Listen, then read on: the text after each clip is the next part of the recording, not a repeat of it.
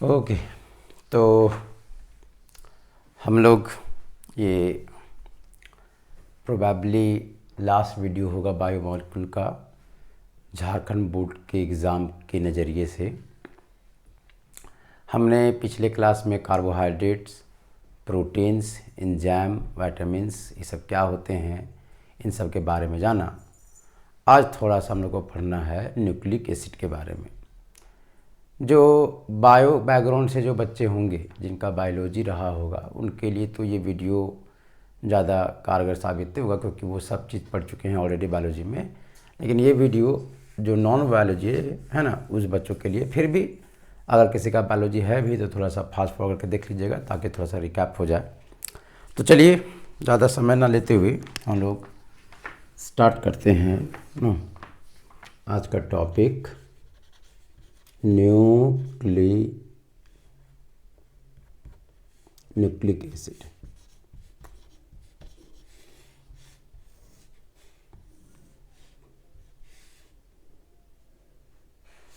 Nucleic acid, चलिए तो क्या होता है न्यूक्लिक एसिड से समझिए। ये भी एक तरह का ऑर्गेनिक कंपाउंड है। The organic compound which is made up by, जो बनता है made up by combination of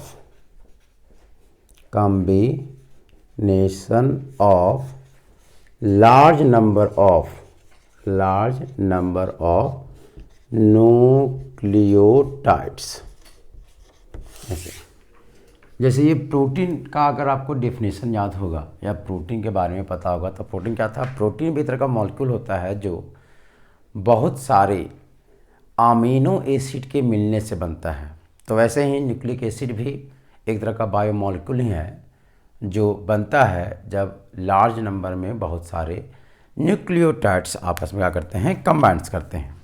तो अब इसमें से आपका एक मन उठेगा कि आखिर ये न्यूक्लियोटाइड्स होता क्या है। बिल्कुल इसको मैं पढ़ेंगे, इसको बनाएंगे भी ना। लेकिन फिलहाल ये कि अगर बहुत सारे न्यूक्लियोटाइड्स आपस में मर्ज होते हैं, मतलब अगर हम ये लिखें है ना, न्यूक्लियोटाइड्स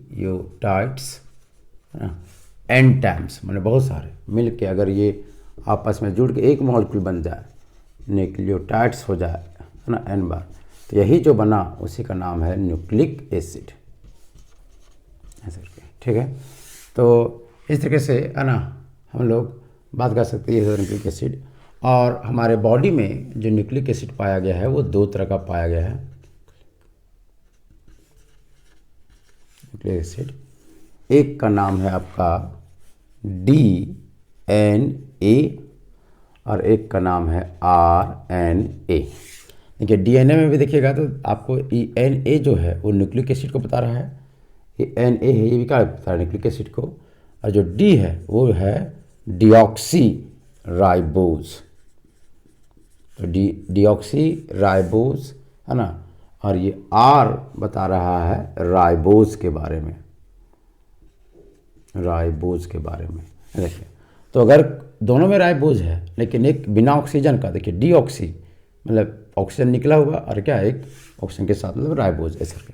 तो अगर पूरा फुल फॉर्म अगर लिखने जाएं डीएनए का तो हमारा होता है इसका डीऑक्सी राइबो न्यूक्लिक एसिड।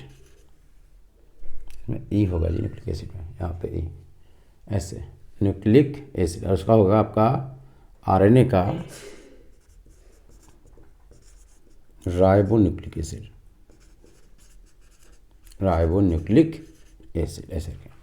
तो यही दोनों के बारे में हमको पढ़ना है कि क्या होता है डीएनए, क्या होता है आरएनए है ना, और ये कितने प्रकार कैसे कैसे बनते हैं ऐसे के।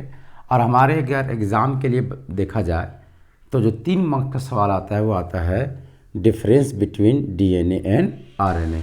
तो डीएनए और आरएनए के बीच में क्या डिफरेंस है ये हमारे लिए मेन का है। खैर देखिए तो अब हम लोग थोड़ा स्टार्ट करते हैं है ना। तो जो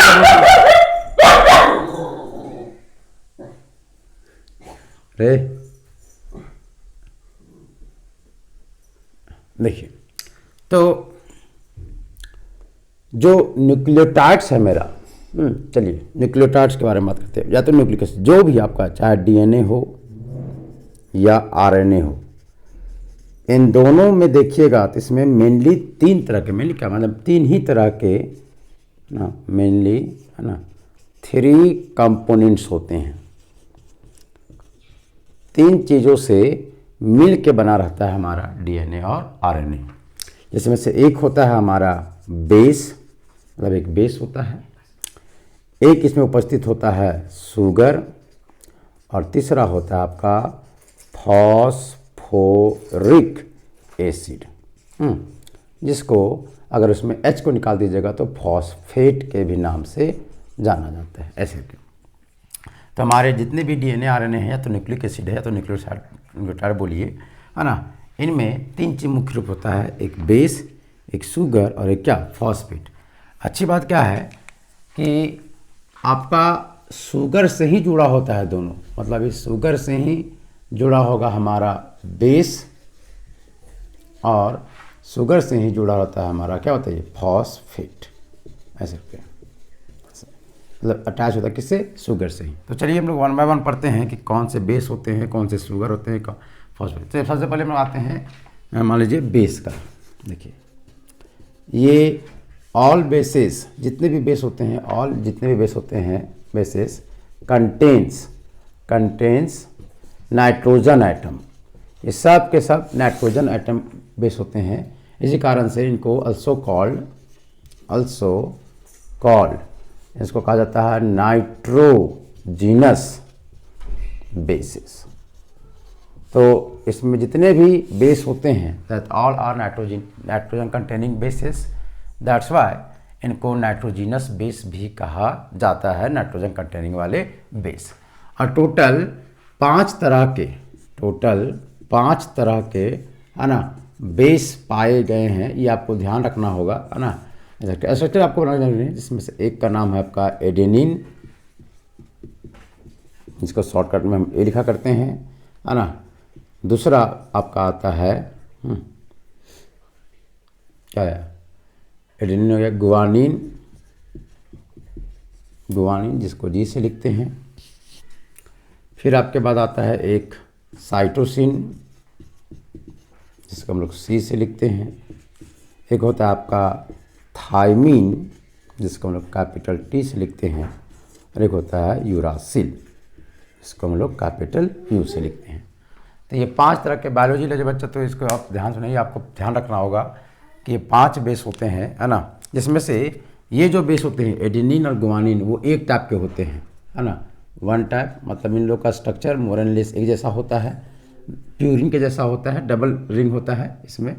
और ये तीनों का स्ट्रक्चर A1 टाइप का होता है, मतलब है ना। एडेनिन गुआनिन एक कैटेगरी में आता है, और साइटोसिन थायमिन रासिल एक कैटेगरी में। इसका प्यूरिन कैटेगरी बोलते हैं इसको, है ना, ये प्यूरिन के कैटेगरी में आता है। प्यूरिन किसको बोलते हैं, इस तरह के स्ट्रक्चर जो होते हैं, फिर यहाँ पे नाइट्रो, ऐसे इस तरह के स्ट्रक्चर को प्यूरिन कहा जाता है। Double single double single double single double single, ऐसे क्लियर। यहाँ पे आपका एक H, ऐसे तो प्यूरिन हुआ। और पैराडिन अगर सिर्फ मोनो सिंगल एक ही 6 मेंबर रिंग रहे, ऐसे double single double single double, ऐसे ऐसे, तो ये तीनों बनते हैं इस बेस के आधार पे, इसलिए इसको पैराडिन भी कहा जाता है, और एडेनिन और गुआनिन जो बनते हैं वो इस बेस के आधार पर बनते हैं, प्यूरिन के अनुसार से, इसी कारण से इसको प्यूरिन बेस भी कहा जाता है। खैर उतना ज़्यादा नहीं आपको पूछना है, या तो आपको उतना ज़्यादा पूछेगा नहीं है, आपको बस ये पाँचों के पाँचों है ना बेस पते होने चाहिए कि इसमें। और हर किसी में कोई भी, चाहे वो डीएनए हो चाहे आरएनए हो, उसमें 4 ही बेस होता है। तो 4 बेस में देखिए, अगर आपको डीएनए का बात करें तो डीएनए में आपका होता है, देखिए एक तो ये रहेगा एडेनिन, गुआनिन और साइटोसिन, तीनों होता है, चाहे डीएनए हो या आरएनए हो, ये 3 बेस सब में होते हैं, एडेनिन गुआनिन और साइटोसिन। और एक जो हुआ थाइमिन और यूरासिल, इसी का प्रेजेंस बतलाता है कि वो डीएनए है कि आरएनए है। तो अगर आपके जो स्ट्रैंड बने हैं उसमें अगर थाइमिन प्रेजेंट है, थाइमिन बेस उपस्थित है उस न्यूक्लियोटाइड में, तो समझिएगा आप जो न्यूक्लिक एसिड देख रहे हैं वो डीएनए वाला है, और अगर उसमें यूरासिल है तो समझिएगा वो क्या आपका आरएनए वाला। तो एडेनिन, गुआनिन, साइटोसिन और थायमिन ये 4 बेस रहते हैं डीएनए में, और एडेनिन, गुआनिन, साइटोसिन और यूरासिल ये 4 बेस होते हैं किसमें, आरएनए में। ये आपके लिए बहुत भी आई है, ये 1 नंबर कभी भी पूछ सकता है, पूछता ही है कि साइटोसिन किस में होता है, या डीएनए में कौन सा बेस होता है, आरएनए में कौन से बेस होते हैं, इस तरीके से। तो एडेनिन, गुआनिन, साइटोसिन है ना, और आपका थायमिन ये आपका पाया जाएगा डीएनए में, जबकि आरएनए का बात करेंगे तो आरएनए में आपका एडेनिन, गुआनिन, साइटोसिन और क्या होगा, यूरासिल पाया जाएगा। बात क्लियर है ऐसे करके।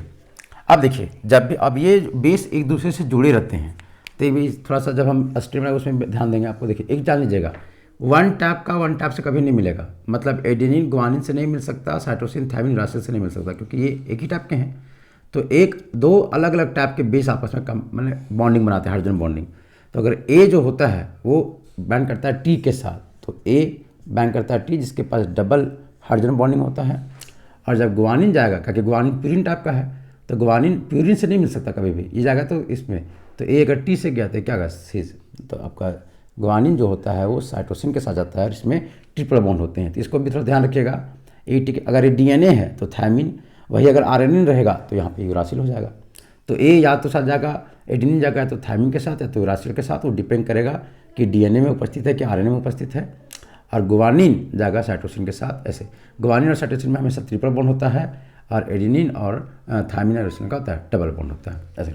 ठीक है, कुछ आपको मेमोरी बेस्ड चीज़ है ना, इसमें आपको ध्यान रखना होगा। वो मेमोरी बेस्ड इसलिए क्योंकि अभी आपको जस्ट इंट्रो हो रहा है, इसीलिए अगर ये बीच में पढ़िएगा तो आप कैसे बनता है 2 बॉन्ड, कैसे बनता है 3 बॉन्ड, है ना, इस सभी जानकारी का क्या स्ट्रक्चर होते हैं, कैसे एडेनिन इसमें क्या जुड़ जाएगा, जहाँ पर जैसे NH2 जुड़ जाएगा तो एडेनिन होता है, फिर NH2 और डबल बॉन्ड O जुड़ेगा तो गुआनिन हो जाता है। इस तरह से इसमें अलग अलग चीज़ सब्स्टिट्यूएंट जुड़ते जाते हैं, अलग अलग नाम होते जाता है।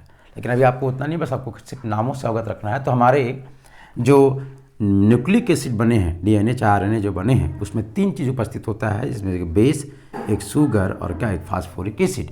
जिसमें से बेस के बारे में हमने जाना कि टोटल 5 तरह के बेस पाए गए हैं, लेकिन 5 उपस्थित नहीं होते हैं, होता कोई 4 है, जिसमें से एडेनिन, गुआनिन और साइटोसिन ये तो कंफर्म है, दोनों में रहेगा। अंतर होता है तो सिर्फ इन 2 बेसों का कि किसमें थायमिन उपस्थित है और किसमें यूरासिल उपस्थित है। डीएनए है तो इसमें थायमिन होता है, और अगर यूरासिल है तो इसमें क्या होगा, आपका आरएनए पाया जाता है। क्लियर है बात, ऐसे। चलिए, तो ये हुआ हमारा बेस के बारे में। उसके बाद बात करते हैं शुगर के बारे में कि शुगर क्या होता है। सर शुगर को आप चाहेंगे तो कार्बोहाइड्रेट बोल सकते हैं, बिल्कुल, शुगर कार्बोहाइड्रेट का ही दूसरा नाम है शुगर। तो इसका मतलब जो भी शुगर प्रेजेंट होगा उस शुगर का नाम में अंतिम में पक्का ओ जाता होगा, क्योंकि कार्बोहाइड्रेट के जितने भी नाम लिखे जाते हैं उन सभी नाम के लास्ट में ओज लगाना होता है। तो चलिए दूसरा पढ़ते हैं कि शुगर कौन होता है इन सभी में। तो शुगर कहने का मतलब हो गया कार्बोहाइड्रेट। और हम लोग जब कार्बोहाइड्रेट पढ़ रहे थे तो वहाँ पे अगर ध्यान होगा तो कार्बोहाइड्रेट में बताए थे कि कार्बोहाइड्रेट का एक है ना फंक्शन ये भी होता है, या तो इसका इम्पोर्टेंट यहाँ भी है कि हमारे ये डीएनए आरएनए में भी बनाने में काम आता है। देखिए, तो सबसे पहला बात, इसमें जो शुगर प्रेजेंट होता है वो आपका है राइबोज। एक राइबोज नाम का कार्बोहाइड्रेट होता है जो कि उपस्थित होता है हमारे न्यूक्लिक एसिड में, डीएनए में और आरएनए में। अब क्या होता है राइबोज, जरा ध्यान से देखते हैं। तो ये होता है 1 कार्बन, 2 कार्बन, 3 कार्बन, 4 कार्बन और 5 कार्बन। क्योंकि कार्बोहाइड्रेट है तो ऑप्टिकली एक्टिव होगा, ऑप्टिकली एक्टिव होगा तो इसको आप स्ट्रेट नहीं सकते, ऐसे लिखना पड़ेगा। उसमें से चलिए क्या होता है, ये होता है आपका अल्डिहाइड ग्रुप का, तो C double bond OH aldehyde रहा। अच्छा, लास्ट वाला में एक ही बॉन्ड है और पॉलीहाइड्रोक्सी होगा। तो अगर इसमें हम लास्ट वाला कार्बन में जाए तो इसमें 3 बॉन्ड बाकी, इसमें एक तरफ OH रहेगा, सब में OH रहना है ना, एक तरफ OH, 2 तरफ हाइड्रोजन रहेंगे। 2 तरफ हाइड्रोजन रहने के कारण से ये तो कार्बन बनेगा नहीं, इसी कारण से हम इसको CH2OH लिख सकते हैं। उसके बाद यहाँ पे ये कार्बन भी कायरल बनेगा, ये कायरल बनेगा, ये भी क्या बनेगा, कायरल। तो यहाँ पे राइट सब जितने भी OH होते हैं सब एक साइड होते हैं, राइट साइड होते हैं। और हमारा यहाँ पे H, यहाँ पे H और यहाँ पे क्या H, तो राइट साइड है, इसी कारण से इसको हम लोग डी राइबोज भी बोल सकते हैं। खैर उससे हमको मतलब नहीं है, लेकिन हाँ क्या डी राइबोज ऐसे करके, या तो राइबोज। तो यही शुगर उपस्थित होता है हमारा किस में बताइए, न्यूक्लिक एसिड में, है ना, या तो डीएनए में या तो आरएनए में।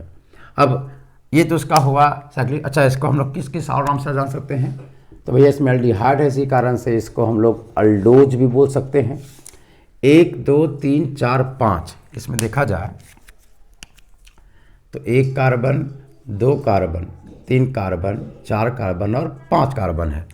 तो 5 कार्बन होने के कारण से हम इसको पेंटोज भी बोल सकते हैं, और दोनों कंबाइन करके अगर बोले तो this can be said to be aldo pentose. हम इसे अल्डो पेंटोज भी कह सकते हैं। जैसे ग्लूकोज और फ्रुक्टोज को क्या बोलते थे, अल्डो हेक्सोज। जैसे ग्लूकोज को अल्डो हेक्सोज बोलते थे, फ्रुक्टोज को कीटो हेक्सोज बोलते थे। तो सिमिलरली हम न्यूक्लिक एसिड में मतलब डीएनए आरएनए में जो प्रेजेंट होता है उसका नाम क्या हो सकता है आपका, अल्डो एसिड। उसके बाद ये तो हुआ ओपन चेन। उसके बाद देखिए लास्ट कायल कार्बन है, अगर यहाँ पे अटैक करेगा तो ये ओपन हो जाएगा। तो बताइए तो बनेगा ना जी हमारा, फिर यहाँ तो कितना 1 2 3 4 क्या 5 मेंबर का। तो ये जो बनेगा 5 मेंबर से साइक्लिक स्ट्रक्चर जो बनेगा, साइक्लिक स्ट्रक्चर जो बनेगा, देखिए तो पहला कार्बन में ये हो जाएगा। तो एक 5 मेंबर का ऑक्सीजन, ऐसे 5 मेंबर का, देखिए ये वाला ऑक्सीजन है ये। अब इससे जुड़ा हुआ बताइए एक साथ कौन सा जुड़ा रहेगा बताइए, चौथा नंबर का कार्बन। इसके एक साथ कौन जुड़ेगा, पहला नंबर का कार्बन। फिर ये क्या कहलाएगा हमारा दूसरा नंबर का कार्बन, ये कहलाएगा तीसरा, ये चौथा, और ये क्या होगा 5वां। चलिए देखिए पहला कार्बन जो होगा वो तो एनोमर बनेगा। अरे गेट लगाइए ना जी, क्या समझ में नहीं आता।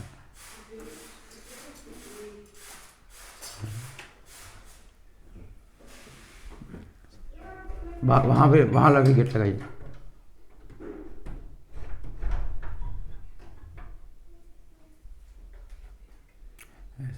देखिए तो 1 2 3 4 कार्बन रहा, 1 2 3 4 और 5 कार्बन। और इसके देखिए तो ये वाला कार्बन तो भैया जो पहला वाला कार्बन है ये तो अभी एल्डिहाइड था, अभी कार्बन नहीं था, कार्बन बन सकता है। तो इसका OH ऊपर जाएगा तो बीटा, नीचे रहेगा तो अल्फा। तो इसका ऊपर जाता है इस कारण से OH, यहाँ पे H। बाकी राइट साइड है दूसरा कार्बन में तो ये OH नीचे जाएगा, फिर यहाँ पे ऊपर, फिर ये यहाँ पे OH नीचे जाएगा, फिर ऊपर। और चौथा कार्बन तो ये है ना आपका, है ना। चौथा में क्या है आपका, ये तो O चला गया यहाँ पे, एक तरफ H बचा CH2, तो H रहेगा क्या होता है नीचे, और ऊपर क्या होने होती है आपका CH2 और फिर क्या OH, ऐसे करके। तो यही शुगर आपका जो है इसी का नाम है क्या होता है, ये राइबोज। तो यही शुगर उपस्थित होता है हमारे न्यूक्लिक एसिड में, है ना, डीएनए और आरएनए में। अब अगर ध्यान से देखिए, है ना, तो ये हमारा शुगर हुआ, है ना, ये हमारा बेस। अब यही इसी शुगर से हमारा बेस जुड़ते हैं, बेस और, है ना, फॉस्फेट ऐसे। तो 3 चीज़ होता है, एक बेस होता है। बेस हमारे 5 तरह के होते हैं, जिसमें से 4 ही उपस्थित होता है। किस में क्या होता है आपको ये ध्यान रखना है। दूसरा बात, शुगर कौन सा उपस्थित होता है इन सभी न्यूक्लिक एसिड में, तो राइबोज वाला शुगर उपस्थित होता है। ये राइबोज का ओपन चेन स्ट्रक्चर हुआ, ये उसी राइबोज का साइक्लिक स्ट्रक्चर हुआ। और जो तीसरा चीज उपस्थित होता है वो क्या होता है आपका, फॉस्फोरिक एसिड, जिसको आपको फॉस्फेट बोल सकते हैं। ऐसे हाइड्रोलाइसिस कीजिएगा तो फॉस्फोरिक एसिड हो जाएगा। जब वो कंबाइन करता है तो उसका H रिमूव हो जाता है और क्या होता है हमारा फॉस्फेट बनेगा। चलिए देखिए, तो जो तीसरा मेरा कंपोनेंट होता है इन सभी न्यूक्लिक एसिड में वो है आपका फॉस्फोरिक एसिड, राइट। देखिए किसको बोलते हैं, तो H3PO4 को कहा जाता है फॉस्फोरिक एसिड। अच्छा क्या बनेगा, तो फास्फोरस, डबल बॉन्ड ऑक्सीजन, फिर ऑक्सीजन, फिर ऑक्सीजन, फिर ऑक्सीजन, 3 H है तो 1 हाइड्रोजन, 2 हाइड्रोजन और क्या बताओ 3 हाइड्रोजन, इसका फॉस्फोरिक एसिड हुआ। अब इसी को अगर इसका H सबको हटा दीजिए तो क्या बनेगा बताइए, ये हुआ आपका फॉस्फोरिक एसिड। और अगर इसमें H हटा दिए तो फास्फोरस, डबल बॉन्ड ऑक्सीजन, फिर O पे माइनस हो जाएगा, यहाँ भी O पे माइनस हो जाएगा और यहाँ भी O पे माइनस होगा, PO4 पे ट्रिपल माइनस, तो इसी का नाम होता है आपका फॉस्फेट। तो ये 3 चीज़, शुगर, बेस और फॉस्फेट, ये 3 चीज़ उपस्थित होते हैं हमारे न्यूक्लिक एसिड में, चाहे वो डीएनए हो चाहे वो आरएनए हो। अब बताते हैं आरएनए में और डीएनए में क्या होता है बताते हैं। जैसे ये जो राइबोज हुआ, ये जो शुगर उपस्थित है वो ऐसे हुआ है ना। यहाँ पे बताइए हर कार्बन का ऑक्सीजन उपस्थित है यहाँ पे, लेकिन आपका अगर ये क्या होता है डीएनए में, ये जो राइबोज उपस्थित होता है present in RNA, present in RNA ribonucleic acid. लेकिन अगर इसका जो दूसरा नंबर है, दूसरा नंबर का कार्बन याद रखिएगा है ना, दूसरा नंबर का जो ऑक्सीजन गैप कर दे तो कैसा दिखेगा, तो ऑक्सीजन मतलब ये हट जाए अगर, तो ऐसे यहाँ पे आपका OH फिर H, यहाँ भी क्या होता है H और H हो जाएगा, ये रोशन हट जाए तो, और यहाँ पे H और क्या होता है ये OH, फिर यहाँ पे क्या H और क्या होता है ये CH2OH, ऐसे क्लियर है। तो अगर यहाँ पे बात रहा तो यहाँ देखिए दूसरा कार्बन में ऑप्शन हट गया, इसी कारण से ये भी राइबोज ही है, लेकिन इस राइबोज से ऑक्सीजन निकल चुका है, इसी कारण से इसको डीऑक्सी राइबोज कहा जाता है। क्लियर है। तो ये हुआ आपका राइबोज जिसमें ऑक्सीजन है, मतलब फुली राइबोज।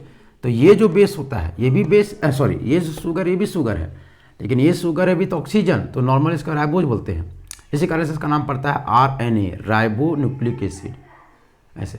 जबकि इस वाले में देखा जाए तो यहाँ पे दूसरा नंबर का ऑक्सीजन हट जाता है इस शुगर से, तो क्या लगता है डीऑक्सी राइबोज ऐसे करके।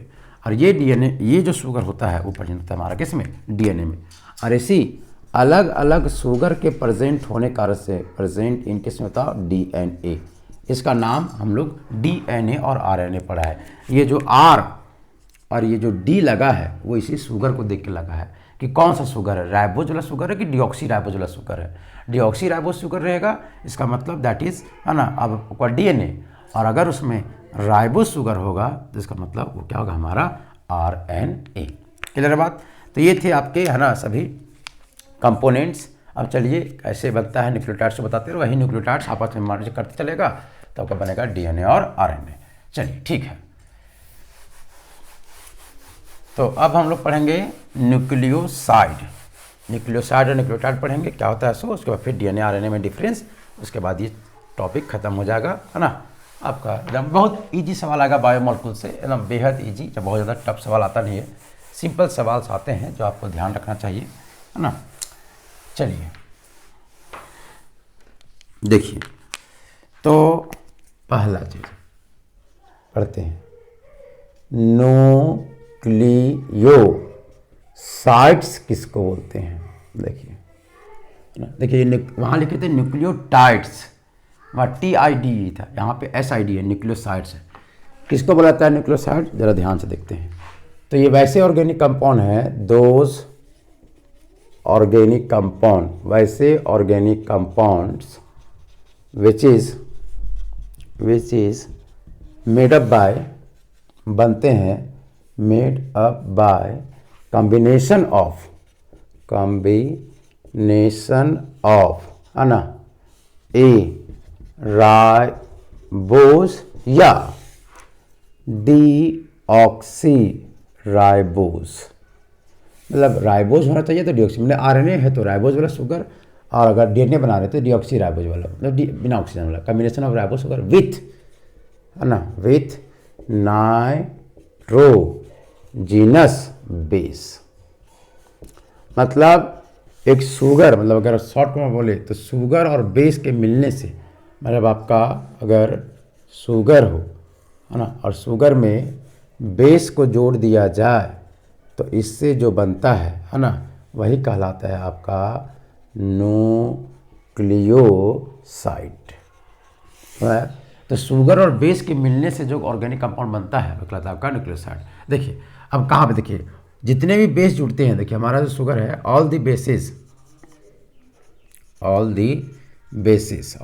मतलब एडेनिन हो गया, गुआनिन हो गया, साइटोसिन हो गया, थायमिन हो गया, यूरासिल है ना, बैंड्स विथ जुड़ते हैं, बैंड्स विथ है ना sugar at C1 position of sugar. कि शुगर का जो पहला कार्बन था, मतलब ये जो राइबोज था ऐसे करके, तो ये पहला कार्बन, दूसरा कार्बन, तीसरा कार्बन, चौथा कार्बन, पांचवा कार्बन। यहाँ तो OH, ये मेरा क्या हुआ पहला, क्या हुआ दूसरा, फिर क्या हुआ तीसरा, चौथा, और यहाँ पांचवा था CH2OH, 5 नंबर इधर था, ऐसे करके यहाँ पे H, यहाँ पे H, यहाँ पे H, यहाँ पे OH भी हो सकता है, H भी हो सकता है। RNA होगा तो OH ऐसे, और यहाँ पे H था, यहाँ क्या था OH। तो यहीं पे यहीं से OH हटेगा, है ना, और आपका बेस यहाँ आपका OH हट के यहीं पे आपका पहला ही पोजीशन पे, यहीं पे है ना आपका बीटा पे ऑफ कोर्स, है ना, बेस जुड़ता है ऐसे। तो आपके राइबोज के फर्स्ट पोजीशन पे क्या जुड़ा रहता है आपका बेस। अब ये बेस कुछ भी सकता है, एडेनिन का, अब वही अगर आप बेस में रहते तभी बताते, वही वाटर निकलता है यहाँ से OH और वहाँ का H, बेस का एक नाइट्रोजन रहेगा जी, उसका H रहेगा, उसका H और यहाँ से OH, वाटर रिमूव करेगा तो आपका या तो एडेनिन या तो गुवानिन या तो साइटोसिन या तो थायमिन या तो यूरासिल, कोई भी बेस जुड़े रहेंगे। तो ये जो कंपाउंड बना जहाँ पे शुगर है और बेस है, तो इसी जो फोटो बनाया गया है इसी का नाम है आपका न्यूक्लियोसाइड्स, न्यूक्लियोसाइड इसको कहते हैं। तो ये ध्यान रखिएगा, है ना, क्या क्या ध्यान रखना, न्यूक्लियोसाइड्स किन के मिलने से बनता है, तो शुगर और बेस के मिलने से जो कंपाउंड बनता है वही कहलाता है nucleosides.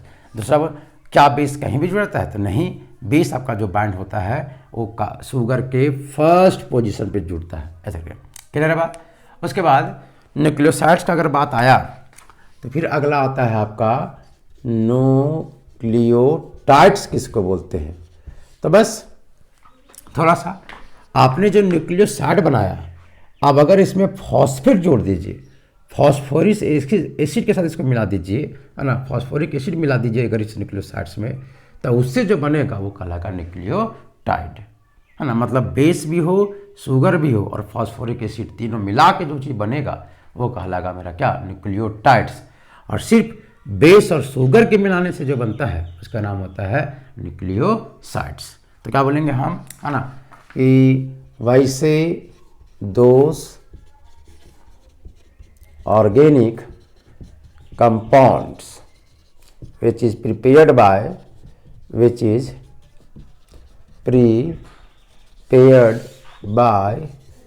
combination of phosphoric acid with nucleoside. Nucleoside के साथ न्यूक्लियोसाइड का मतलब क्या हुआ, शुगर प्लस क्या बताओ, बेस। शुगर और बेस के मतलब दैट इज, अगर हम ओवरऑल बोले तो तुम बोल सकते हो, अगर हम न्यूक्लियोसाइड बोल रहे हैं इसका मतलब वहाँ पे शुगर होगा और बेस होगा।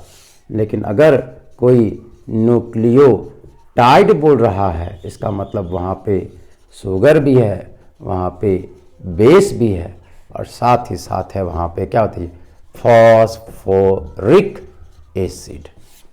तो शुगर बेस के मिलने से जो बना that is nucleosides, sugar base और फॉस्फोरिक एसिड से मिलकर बना दैट इज क्या, न्यूक्लियोटाइड। अब देखिए न्यूक्लियोसाइड में बन जाए, इसी में हमको फॉस्फोरिक एसिड जोड़ना है, तो कहाँ जोड़ेंगे, है ना। ये बता देखिए, हमेशा शुगर से ही अटैच होगा, तो पहला पोर्शन तो बेस ले लिया, दूसरा पोर्शन पर हम जोड़ नहीं सकते क्योंकि कभी यहाँ H रहता है तो कभी यहाँ OH रहता है। राइबोज रहेगा, जब RNA में OH रहता है, DNA में तो H आ जाता है, तो बचता क्या हमारा 3 और क्या 5, अरे OH तो इसी बचना है जी। तो मेरा फास्फोरिक एसिड तीसरा से जुड़ेगा या तो पाँचवां से जुड़ेगा। इसीलिए मतलब अगर दो न्यूक्लियोसाइड को जब जोड़ने जाएंगे तो एक न्यूक्लियोसाइड का पाँचवा जुड़ेगा तो दूसरे से कितना बताओ, तीसरा से। नहीं समझ में आया, ऐसे करके हम दिखाएंगे आपको जोड़ के, है ना, ऐसे देखिए। चलिए, तो एक चीज़ ध्यान रखिएगा, आपका जो फॉस्फोरिक एसिड बाइंड्स होगा, है ना, फॉस्फोरिक एसिड जो होगा, फॉस्फोरिक एसिड बाइंड होने के बाद फॉस्फेट बनता है ये, है ना, बाइंड्स विथ शुगर के साथ बाइंड होगा एट, है ना, आइदर 3' बोलते हैं कि तीसरा पोजीशन पे 3' पोजीशन और इन 5' पोजीशन ऑफ शुगर का जो थर्ड वाला कार्बन है ना, थर्ड वाला कार्बन का कि इसी के पास OH है, तो या तो यहाँ पे अटैच होगा हमारा न्यूक्लियोसाइड फॉस्फोरिक एसिड, या तो पाँचवा, तो चौथा कार्बन था, पाँचवा ही ना है जी, तो पाँचवा कार्बन OH या तो यहाँ पे, या तो यहाँ या तो यहाँ, यही दोनों पे आपका क्या होगा, फॉस्फोरिक एसिड बाइंड करेगा। अब कैसे, चलिए कहीं भी अगर बाइंड कराते हैं तो कैसे बनेगा, तो चलिए पहले न्यूक्लियोसाइड बना लेते हैं हम लोग। तो हम लोग पहले शुगर बना लेते हैं, ये हमारा शुगर रहा, जहाँ पे यहाँ पे हमारा क्या जोड़ा हुआ है, बेस पहला पोजीशन पे, यहाँ पे H हो गया। दूसरा में तो भैया RNA होगा तो OH होगा, DNA होगा तो H होगा। तीसरा में यहाँ H और यहाँ क्या होगा OH, ये तीसरा पोजीशन। फिर क्या बताइए हमारा ये हुआ चौथा पोजीशन, और यहाँ पे क्या CH2, और यहाँ क्या बताइए O और H। क्लियर है बात? ऐसे अब देखिए, अब मेरा फॉस्फोरिक एसिड आएगा, बताइए ये है मेरा 5' इसी को बोलते हैं 5वां कार्बन, और ये मेरा काम क्या हुआ 3'। तो या तो फॉस्फोरिक एसिड इस पे जुड़ेगा या तो इस पे, क्योंकि इसी पास OH है ना, बाकी इसके पास तो OH कभी रहता है तो कभी नहीं रहता है। यहाँ का OH को कौन लेके गया बेस, तो 2 ही तो पोजीशन बचवे की है हमारे पास। तो जब अगर इसके पास हम मान लीजिए 5वां नंबर पर जोड़ें अगर इस पे, तो क्या होगा फास्फोरस, देखिए तो फास्फोरस डबल बॉन्ड, फिर क्या होता है ये यहाँ पे OH, 1 ऑक्सीजन 2 ऑक्सीजन और क्या होता है ये 3 ऑक्सीजन ऐसे। तो जब ये दोनों रिएक्ट करेगा तो OH का एक का H और एक का OH निकल के बाहर, है ना। और बताइए यहाँ से जब बनेगा तो देखिए इसको हम अगर हम लिखें, है ना, अगर ऐसे कंबाइन करके तो क्या लिखेगा बताइए। तो आपका ये थोड़ा सा छोटा बनाते हैं, उसके बाद यहाँ पे जगह ही नहीं बचा को, देखिए ताकि आपको बनाए। देखिए तो ये पहले तो हम न्यूक्लियोसाइड में फॉस्फोरिक को जोड़ना है, तो हम पहले न्यूक्लियोसाइड बनाते हैं। ये हमारा बेस हुआ, सॉरी शुगर, इसमें क्या जोड़ा है हमारा बेस, है ना। फिर उसके बाद दूसरा पोजीशन का तो H, कभी OH रहता है तो कभी H रहता है, क्योंकि वो इसी से नाम पड़ता है DNA RNA। थर्ड पोजीशन जो होगा मेरा ये कार्बन, थर्ड पोजीशन, इसके पास OH है, जी हाँ यहाँ जुड़ सकता है ना। एक काम करें दोनों जोड़ देते हैं, है ना, और यहाँ पे H और क्या चाहिए CH2 और क्या OH। तो हमारा जो फास्फोरिक एसिड जुड़ेगा, है ना, या तो ये मेरा हुआ 3' क्योंकि इसी पास OH है, ये है, या तो इसके साथ या तो इसके साथ ना, ये क्या हुआ हमारा 5'। तो चलिए फास्फोरिक चलते हैं। तो फास्फोरिक अगर लेके आएंगे तो फास्फोरिस PH डबल बॉन्ड O, फिर OH OH फास्फोरिक एसिड आया। फिर यहाँ भी लाते हैं phosphoric acid P double bond O OH, फिर यहाँ पे OH, फिर यहाँ पे OH ऐसे। उसके बाद अगर इसको देखिए तो क्या होता है, 2 अल्कोहल की रिएक्शन होगा, तो 2 अल्कोहल आपस में रिएक्शन करेंगे तो यहाँ से वाटर रिमूव करेंगे, यहाँ से भी वही, यहाँ से वाटर रिमूव होगा। तो यहाँ से जब जो बनेगा, है ना, हालांकि एक ही जुड़ता है, क्योंकि जब एक लंबा सा चेन बनेगा तो 5 भी जुड़ता है 3 भी जुड़ता है, इसलिए बोलते हैं कि एक ट्रेन से अगर 5 का बन रहा है तो दूसरा क्या होना चाहिए, दूसरा शुगर कैसे जुड़ेगा 3 से, मतलब एक का जुड़ता है 5 से तो दूसरा किसका 3 से, मतलब 5 और 3 हमेशा ऐसे बने रहते हैं। तो ये जो बनेगा ओवरऑल ध्यान से देखिए, तो ये हमारा रहा शुगर, इसमें हमारा अटैच है पहला पे बेस, कौन सा बेस, तो कोई भी adenine guanine cytosine thymine uracil ऐसे करके। उसके बाद यहाँ पे क्या H, सेकेंड नंबर पोजीशन का तो कार्बन DNA RNA बनाने में बिजी है, ऐसे हुआ। अब यहाँ पे देखिए, यहाँ पे H रहा, यहाँ देखिए क्या हो जाएगा, यहाँ क्या हो जाएगा H2 बाहर निकल गया, यहाँ क्या हो जाएगा O, फिर O से क्या होता है ये P डबल बॉन्ड O। इसी तरह से इसका भी अगर H निकाल दीजिएगा तो OP माइनस OP माइनस, तो ये बनेगा फॉस्फेट।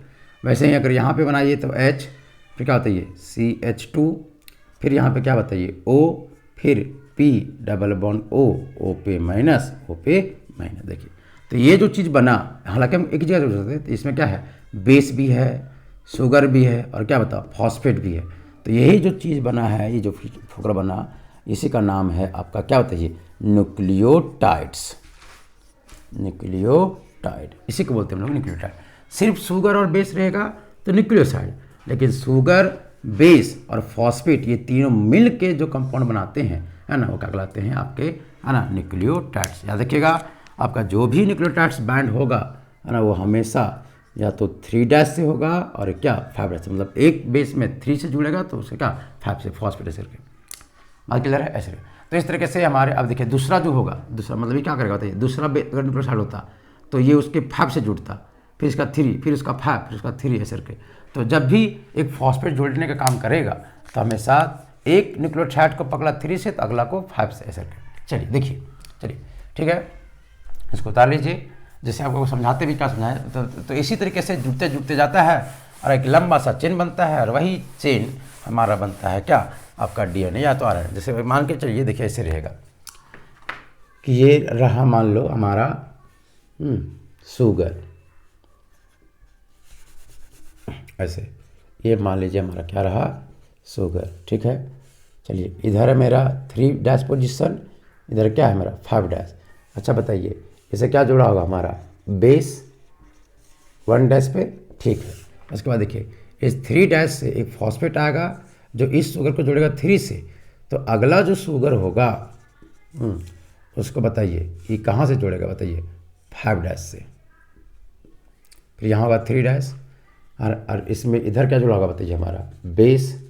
फिर से एक शुगर आएगा, फिर इसमें इन जोड़ के काम को करेगा फास्फोट, जो कि एक का 3 तो एक का क्या होता है 5 डैश, और फिर इसमें क्या जुड़ा होगा हमारा बेस। फिर यहाँ पे इसका 3 डैश होगा, फिर से एक शुगर, फिर इसमें क्या होगा जुड़ा होगा बताइए बेस, और इसको फॉस्फेट जोड़ने काम करेगा, है ना। तो अगर एक का 3 है तो दूसरा का 5 डैश, फिर क्या 3 डैश, ऐसे देखिए इस तरीके से हमारा पूरा एक लंबा सा चेन बनते चलेगा, जहाँ पे sugar base phosphate, sugar base phosphate, है ना, 3 डैश से बनते चलेगा।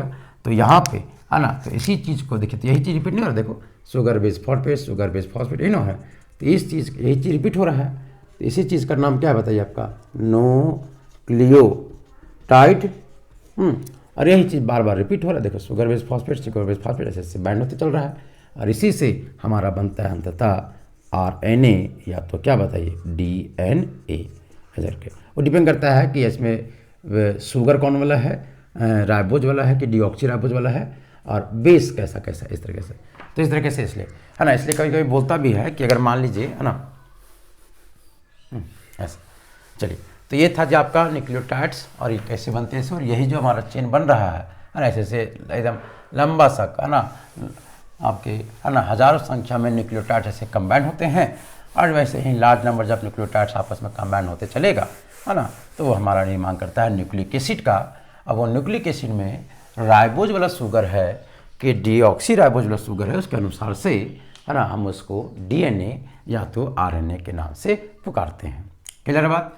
तो ये था आपका, है ना, न्यूक्लियोटाइड्स के बारे में, और ये कैसे बनते हैं हमारे DNA RNA के बारे में। अब यही बेस, है ना, देखिए ऐसे ही एक और चेन बनेगा, है ना, जैसे ऐसे अगर इधर और बनाए तो मान लीजिए फिर यहाँ पे शुगर, इससे अटैच क्या होगा हमारा बेस, इसमें अगर ऊपर है 5 डैश, नीचे क्या है 3 डैश, फिर इसको फॉस्फेट जोड़ने काम करेगा, तो फॉस्फेट का इसका 3 है तो अगला शुगर का क्या होगा बताइए 5 डैश से जुड़ेगा, तो ये शुगर, है ना, इधर से क्या जुड़ा होगा बताइए हमारे बेस, फिर यहाँ पे 3 डैश, फिर इसको जोड़ने काम करेगा फॉस्फेट, है ना, फिर फॉस्फेट जुड़ा होगा किससे बताइए शुगर से, अगर ये 3 है तो यहाँ पे क्या होगा 5 डैश, फिर इससे क्या जुड़ा होगा बताइए बेस, फिर यहाँ पे 3 डैश, फिर फॉस्फेट, फिर ये फॉस्फेट जुड़ा होगा दूसरे शुगर से 5 डैश से, फिर यहाँ पे क्या बताइए शुगर, और फिर इससे अटैच होगा क्या बेस, ऐसे। और यही बेस आपस में अट्रैक्शन करते हैं, जिसके कारण से आप हेलिकल स्ट्रक्चर ऐसे करके, है ना, DNA का बनाते हैं। तो एक स्ट्रैंड ये हुआ, एक स्ट्रैंड ये हुआ, और ये दोनों आपस में बेस आपस में अट्रैक्शन करते हैं। अच्छा, कोई भी बेस नहीं कर सकता, आपको बताएं कि A हमेशा करेगा T के साथ, है ना, और G हमेशा करेगा किसके साथ, C के साथ। और ध्यान रखिएगा, अगर ये 5 स्टैंड है, अगर ये 5 स्टैंड है तो यहाँ पे 5 स्टैंड 3 स्टैंड से स्टार्ट होगा, मतलब अपोजिट होते हैं ये। अगर ये 3 है तो यहाँ पे आपका 5 स्टैंड बोला, मतलब ये ऊपर चला जाएगा, मतलब ये अगर एक चेन बन रहा है तो अगर एक स्टैंड 3 डैश से है तो अंतिम होगा किससे होता है 5 डैश से, तो अगला जो स्टैंड बनेगा वो होगा 5 से और कितना 3 से। और यहाँ पे जो भी बेस है, मान लो अगर यहाँ पे A है, T है, C है, G है, फिर A है, फिर A है, फिर T है, फिर ऐसे ये क्या बताइए शुगर, फिर यहाँ पे बीच में फॉस्फेट, फिर शुगर, फिर फॉस्फेट, शुगर फॉस्फेट, मतलब ये हुआ शुगर, ये क्या फिर फॉस्फेट। नहीं देखो थोड़ा सा बड़ा बना देते हैं ऐसे। चलिए पहले इसको देख लीजिए, फिर हम बनाते हैं इसको। याद रखिएगा दोनों अपोजिट होने चाहिए, और यही बेस आपस में अट्रैक्शन करते हैं, है ना, डबल बॉन्ड या तो ट्रिपल बॉन्ड के हाइड्रोजन बॉन्डिंग के सहारे, है ना, जिसको हम लोग, है ना, ऐसे बॉन्डिंग में दिखाते हैं और बोलते हैं कि DNA डबल स्ट्रैंड का बन रहा है। और ऐसे वही अलग अलग अट्रैक्शन कारण से DNA का जो स्ट्रक्चर बनता है वो हेलिकल ऐसे करके हेलिकल स्ट्रक्चर का बनता है। यहाँ पे बेस आपस में ऐसे बॉन्ड बनाए रहते हैं इस तरीके से, ऐसे बनाए ना आप लोग ऐसे। चलिए ठीक है, तो ये था। उसके बाद अगर थोड़ा सा अगर आपको बेस लिखने का अगर आ जाए, है ना, कभी कभी पूछ देता है कि एक स्टैंड दे देगा तो डबल स्ट्रक्चर जो बनेगा, डबल स्टैंड जो बनेगा DNA का, वो किस तरीके से बनेगा। आपको ध्यान रखना है कि ये हुआ मेरा शुगर, फिर आया फॉस्फेट, फिर आया शुगर, फिर आया फॉस्फेट, फिर आया शुगर, फिर आया फॉस्फेट, फिर आया शुगर, फिर आया क्या फॉस्फेट, फिर आया शुगर, फिर क्या आया फॉस्फेट, फिर आया शुगर, फिर आया फॉस्फेट, फिर आया शुगर, ऐसे करके ऐसे। अब ये जोड़ेगा तो अगर यहाँ पे 3 कार्बन से है तो अंतिम हमारा इधर 5' लिखेंगे। तो अगला जो, अच्छा बताइए, इसी शुगर में हमारा बेस जुड़ा होगा तो कोई भी बेस जोड़ दीजिए। मान लीजिए एडेनिन जोड़े, फिर थायमिन जोड़े, फिर एडेनिन जोड़े, फिर मान लीजिए साइटोसिन जोड़े, फिर आपका गुआनिन जोड़े, फिर आपका थायमिन जोड़ दिए, फिर मान लीजिए आपका एडेनिन जोड़े, कुछ भी जोड़ सकते हैं आप ऐसे। ये ऐसा नहीं कि ये डिपेंड करता है, यही कोडिंग अलग अलग रहता है लोगों का, इसी कारण से बोलते हैं आपका डीएनए अलग है। यही कि बेस का सीक्वेंस क्या है, किसी में ATHCG होगा तो हम में कुछ अलग होगा, तुम में कुछ अलग होगा। तो जिसका ये सीक्वेंस मैच करेगा समझिए उसका डीएनए मैच करता है ना। तो हम लोग इसी सीक्वेंस को मापते हैं किसी लोग में कि उसका बेस का सीक्वेंस मैच कर रहा है कि नहीं मैच कर रहा है ना। यही सीक्वेंस ट्रांसफ़र होता है। और हर व्यक्ति का अगर यूनिक प्रॉपर्टी मतलब उसका अपना अलग सीक्वेंस है, और इसी सीक्वेंस से उसमें अलग अलग प्रॉपर्टी, अलग अलग स्ट्रक्चर देखने को मिलता है। तो अगर एक डैश ऐसे बना तो जब दूसरा स्ट्रक्चर आएगा, अगर दूसरा कोई आएगा तो इसमें भी शुगर होगा, इसमें भी फॉस्फेट होगा, इसमें भी शुगर होगा, फिर इसमें फॉस्फेट होगा, फिर इसमें शुगर होगा, फिर फॉस्फेट होगा, फिर शुगर होगा, क्योंकि फॉस्फेट न्यूक्लियोसाइड को जोड़ने का काम करता है ना। देखो ये शुगर बेस मतलब ये लिख दीजिए पूरा, शुगर फॉस्फेट, फिर शुगर, फिर फॉस्फेट, फिर क्या मान लीजिए शुगर, ऐसे। अब देखिए अगर ये 3' है तो यहाँ पे इसका अपोजिट होना चाहिए, क्या होना है 5' और क्या ये हमारा फिर 3'। अब यहाँ पे शुगर, अब देखिए अब अगर एक A आ गया तो इस वाले शुगर में तभी अट्रैक्शन हो सकता है जब इसके पास T होगा और इसके बीच में है ना 2 हाइड्रोजन बॉन्डिंग बनेंगे। वैसे ही अगर ये T है तो इस वाले शुगर के पास एडेनिन होना चाहिए, मतलब ऐसे ऐसे। इसमें भी कितना बताइए डबल बॉन्ड की ट्रिपल बॉन्ड आपको अभी नहीं पूछेगा, लेकिन हाँ पूछ भी सकते कोई। अगर A है तो यहाँ भी थायमिन होना चाहिए। अच्छा थायमिन यूज कर इसका मतलब ये DNA होगा। यही अगर RNA होता तो यूरासिल एसिड होता। जैसे यहाँ पे C आ गया, इसका मतलब अगर साइटोसिन है तो इसका मतलब यहाँ पे जो बेस गुआनिन होना चाहिए और इसके बीच में ट्रिपल बॉन्ड बनेगा। तो अगर एक स्ट्रेंड पता चल जाता है किसी DNA का तो दूसरा स्ट्रेंड खुद से निकाल लिया जा सकता है, क्योंकि सब बेस का अपना निश्चित है कि हम किससे बाइंड होंगे। अगर किसी का G है तो इसका मतलब जो अगला स्ट्रेंड बनेगा उसमें साइटोसिन होना चाहिए, इसमें भी ट्रिपल बॉन्ड बनाएगा। अगर T है तो इस शुगर के पास A होना चाहिए डबल बॉन्ड के साथ। अगर इसके पास A है तो इसके पास T होना चाहिए डबल बॉन्ड के साथ, डबल हाइड्रोजन बॉन्ड, ऐसे। तो इस तरीके से हमारे ये जो बनते हैं है ना वो DNA का डबल है ना स्ट्रेट हेलिकल स्ट्रक्चर को कहा जाता है। यही जब बॉन्ड होकर ट्विस्ट होता है तो ये समथिंग है ना ऐसे दिखते हैं ऐसे। और इसमें ये बताता है बॉस के बीच का है ना स्ट्रक्चर को ऐसे। समझ आया? तो इस तरीके से हम लोग बता सकते हैं DNA में क्या होता है। सो तो अभी तक फिलहाल आपको आप देखिए, अब इसी में बताते हैं। जैसे ये सिर्फ इतना पार्ट को देखोगे, इतना पार्ट सिर्फ बेस, और ये हमारा क्या हुआ बेस, ये क्या हुआ शुगर। तो ये इतना सा पार्ट कहलाता है मेरा न्यूक्लियोसाइड। लेकिन अगर आप इस 3 चीज़ को देखिए, यही 3 रिपीट है, बेस शुगर और फॉस्फेट। देखिए बेस शुगर फॉस्फेट ये चीज़ है, तो इसी को बोलते हैं हम लोग न्यूक्लियोटाइड, ऐसे। अब तो ध्यान से देखो तो सब न्यूक्लियोटाइड है, तो एक न्यूक्लियोटाइड फिर दूसरा न्यूक्लियोटाइड फिर तीसरा न्यूक्लियोटाइड, तो यही न्यूक्लियोटाइड आपस में लास्ट न्यूक्लियोटाइड कंबाइन होते हैं और हमारा निर्माण करते हैं किसका, DNA का और RNA का। तो ये था जी आपका DNA RNA और न्यूक्लिक एसिड के बारे में, है ना। बड़ा सिंपल सा था। एग्जाम में कभी कभी आता है तो न्यूक्लियोसाइड न्यूक्लियोटाइड क्या होता है दोनों बताइए, 3 नंबर का। या आ सकता है DNA RNA के बीच में डिफरेंस बताइए, 3 मार्क्स का। या तो ऑब्जेक्टिव पूछेगा तो बताओ DNA में कौन सा शुगर होता है, RNA में तो दोनों में राइबोज होता है, लेकिन RNA में होता है ऑक्सीजन वाला, DNA में होता है बिना ऑक्सीजन वाला, डीऑक्सी वाला। कौन सा ऑक्सीजन रिमूव होता है तो 5 में से दूसरा ऑक्सीजन पे। और फिर अगर बहुत टफ एग्जाम पूछा कंपटीशन में अगर जाओगे तो पूछेगा राइबोज में बेस कहाँ जुड़े होते हैं, तो फर्स्ट क्वेश्चन पे।